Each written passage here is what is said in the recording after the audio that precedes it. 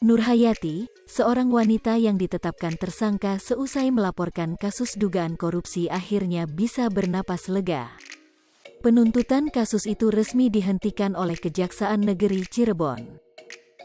Penghentian penuntutan itu berdasarkan Surat Ketetapan Penghentian Penuntutan, SKPP, bernomor PRINT 01M, pukul 2.29, FET, tanggal 1 Maret tahun 2022 tertanggal tanggal 1 Maret tahun 2022.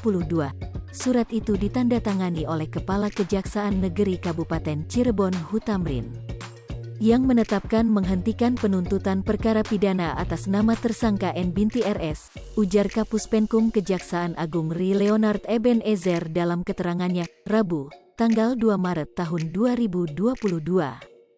Leonard menuturkan barang bukti yang disita dari tangan Nurhayati nantinya akan digunakan untuk berkas perkara Kepala Desa Citemu berinisial S. Adapun kasus yang dimaksudkan terkait dugaan korupsi FDes Citemu tahun 2018 sampai tahun 2020. Barang bukti itu terregister dengan nomor 02/2022 dalam perkara tindak pidana korupsi pada FDes Desa Citemu, Kecamatan Mundu, Kabupaten Cirebon tahun anggaran 2018, 2019 dan 2020, jelas Leonard. Leonard menjelaskan bahwa Surat Ketetapan Penghentian Penuntutan, SKPP, telah diserahkan kepada Nurhayati di rumahnya di Desa Citemu, Cirebon, Jawa Barat. Diserahkan Kasih Pidana Khusus pada Kejaksaan Negeri Kabupaten Cirebon Suwanto kepada N binti RS yang didampingi oleh penasehat hukum Wasmin Janata pada pukul 22 waktu Indonesia Barat bertempat di kediaman N binti RS di Dusun 2 Gang Kongi RT 002002 Desa Citemu Kec, Mundu Kabupaten Cirebon, pungkasnya. Nurhayati, seorang wanita yang ditetapkan tersangka seusai melaporkan kasus dugaan korupsi akhirnya bisa bernapas lega.